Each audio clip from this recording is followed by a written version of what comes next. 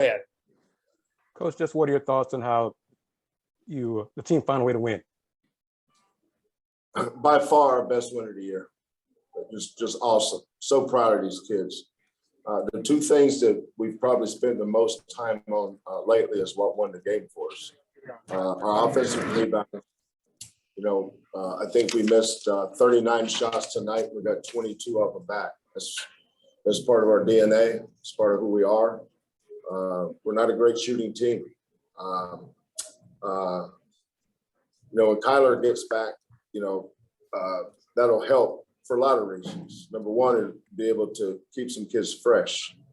But the free throw shooting, offensive rebounding, and then I thought our defense the last 5 minutes was really good. So just really proud of these kids for battling and fighting. Adverse conditions, tough situation.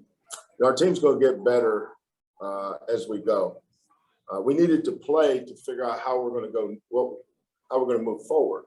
But we had a game plan that we put in. Our kids fully expected to come in here and win. I thought Temple's kids played hard. They had some kids step up and make some big shots. We had a big lead, lost it, had another lead, lost it. But we never gave it away.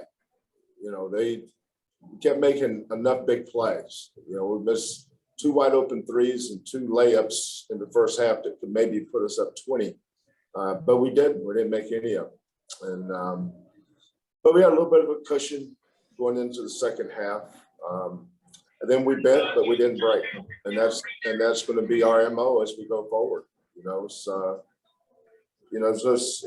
Every win this team gets is going to be a beautiful, great win. And that's the way I look at this one. Our offensive rebounding, our free throw shooting, and our togetherness. Now, Jamal's fatigue was a factor with some of his turnovers. We'll watch film with him, and then I've got to do a better job of maybe getting him off the ball and letting one of the other guys take it for a while. We're playing through the post, but they did a great job of doubling the post. So, it's like when teams play us, like Western Kentucky last year, for example.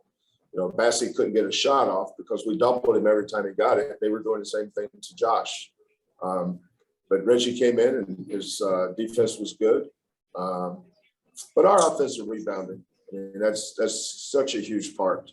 And the more shots you miss, the more opportunities you have on the offensive course. Just couldn't tell you how proud I was of our kids' effort tonight on the offensive glass. Thank you, Chris. We'll go to Joseph Duarte with the Houston Chronicle. Joseph, go ahead. Kelvin, less than a week ago, we were talking about Ramon Walker going from possible red shirt to starting. He gets, I believe it's 37 or 38 minutes tonight. It's that big three. What can you say about his performance in his first start and extended playing time? Well, what hasn't been mentioned about him, Joseph, is his hand was in a cast for 4 weeks. He had surgery.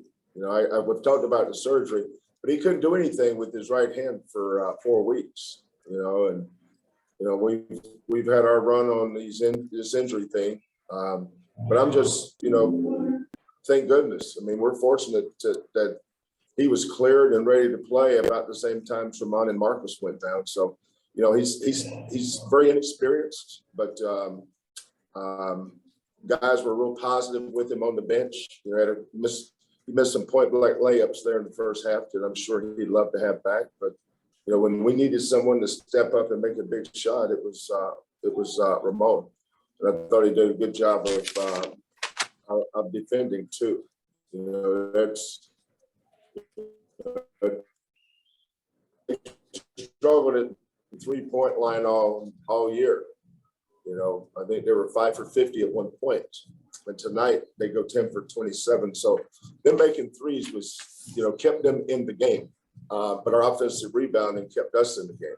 So, just really proud of Ramon. True freshman. He's still only 18 years old. As is JVR. So, these are great learning moments for him, but just can't tell you how proud I am and excited I am for these kids to find a way to win tonight when the numbers say, you don't have any guard. Put J1. I couldn't take Fabian out. So a lot of times coaching is feel.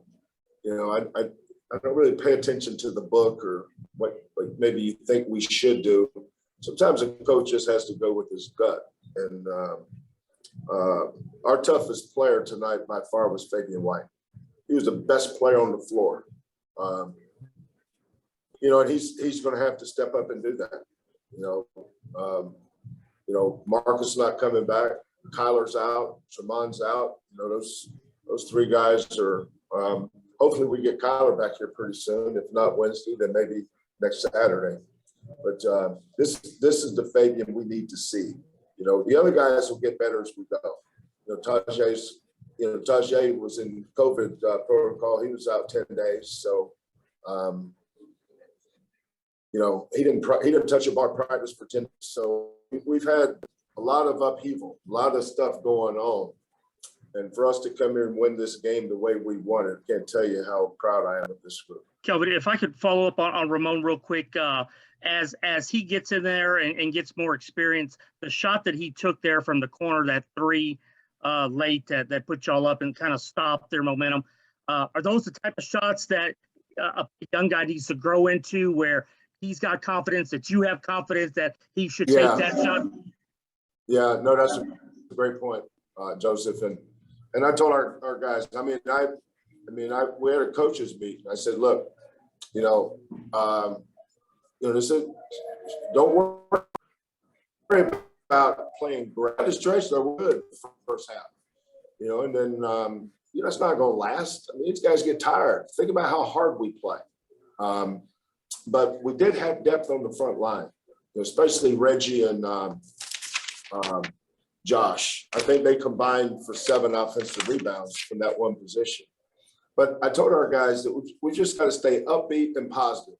Whether we're playing good, whether we're playing bad, we got to be consistent with our messaging. Our culture only has one voice, but the voice we have with our culture resonates. But all of a sudden, Ramon went from maybe redshirting to probably being the 6th guard. All of a sudden playing 35 minutes a game. And we've got to keep encouraging him. We've got to be positive with that young man. When he missed those layups and missed those wide open threes the first half, we told him, it's going to come around. Just be ready. And I think it means a lot too, Joseph, that he knows he's not coming out, that he's going to be allowed to play through mistakes. That's always important for young kids. They can't be looking over their shoulder. If they miss a shot, I'm coming out. Because now, there is no alternative. I called one fatigue timeout, and thank God I had one left, so I called the timeout before Jamal had the 5-second count, because the last 2 minutes the head coach can call timeout. I cannot call timeout before the last 2 minutes. But I tried to save one just in case, and I'm glad I did. But every one of those guys, if this was a football team, I'd give everybody that played a ball, because they all contributed. They all needed to come out. They all needed to get a little rest. Right now, we just can't do it. Sampson, please. Yeah, Coach. Beginning of the season, we kind of talked about, Jamal just getting worked in with Sasser. Now, fast forward, he played the full 40 minutes of this game. Can you just speak on how his progression is how he's progressed through the season and what he's meaning to this team now? Yeah, our best player tonight was absolutely Fabian, but our most valuable player was Jamal, because we don't have another Jamal. Even with Marcus and Kyler and Tremont, he was showing his worth, his importance to our team. You think about it, he's a freshman. Ramon's a freshman. Jamal's a freshman. I don't care how old they are. Those guys technically are in their freshman year, so these are just unbelievable experiences for them. But Jamal had not turned the ball over. I might be wrong. I don't think he had any turnovers the first half. He played a really clean half, and we're up 16. I think we're up 36-20. Then we had a couple mishaps and they got it down to 11. But the second half I felt like we'd be okay the first half. The second half was I was most concerned. And the guy I was worried about wearing out usage rate was Jamal. And we'll learn from this. I mean, I'll make some adjustments and the players will make some adjustments. And, obviously, we'll just go game to game. I'm going to be doing a lot of practicing because of legs. We have 3 games in 8 days, Sunday, Wednesday, Saturday morning at 11 o'clock. So this is a tough stretch for us. And that's why if we can just get Kyler back, just rest Jamal around timeouts, and rest Ramon, rest Tajay, our front line will be fine. This regard thing we're just going to have to keep figuring out. But Jamal gives us stability, and he gives us a playmaker. Jamal can make plays for other players that nobody else on our team can. Hey, Fabian, just curious, your thoughts on it's probably not the way you envisioned this team starting conference with the lineup that you had, but how you felt the guys stepped up to pull out this win. I'm proud of my guys. We used to have Mark being instant offense and T Mark being instant offense. It's kind of, stagnant at some points in the game, but we're going to have to figure it out during the season. But Ramon stepped up big. He played big for a freshman. Tajay coming off COVID, he was tired the whole game, but he didn't have subs, so he was playing well, playing good defense. Maul didn't have any subs, playing 40 minutes, so he played great too. So I couldn't ask for any better teammates. They came and we got the dub. They came and showed out today. Hey, Fabian, along those lines, now that, you guys won't have Jamal Marcus Sasser for the remainder of the season, how does that change your approach in terms of how you coming into games and just the front corner in general? Will you personally be more aggressive when it comes to kind of being the offense, or is it, what's that approach like? I'm just going to keep taking the shots that they give me. It's just everybody got to step up now. It's not just me. It's Josh, Reggie. Just everybody on the team got to step up with the scoring. It's one person not going to take 18 points a game. So Mark is unique in that area, but a few of us can pick up the scoring, score an extra few points here and there. So I'll just cover what Mark was doing. We'll go back to Joseph Duarte. Joseph, go ahead, please. Fabian, with about 3 minutes left, they hit that corner 3, but you look back and it looked like you were surprised when they called that foul away from the ball. How big of a moment was that to negate that 3, and it sort of gave you an opportunity to I think score the next few points and hold them off there at the end? Yeah, if they would have hit that 3, it would have probably been going into overtime right now. But I'm happy that Maul, being the defensive player that he is, stepped up, set the charge. Great play, and I was surprised, but we don't have the best luck when it comes to the rest. But they called it that time. Fabian, you did mention about not just yourself, but everybody need to step up. I think they had 4 or 5 times where they got within 2 or 3 points, and whether it was a Jamal shot or a Ramon shot or somebody each time answered the bell. I mean, is that sort of going to be a group effort the rest of the year in terms of y'all not unlike when you had Marcus? Do you really go into each game now not knowing who's going to pick up the scoring load in that particular game?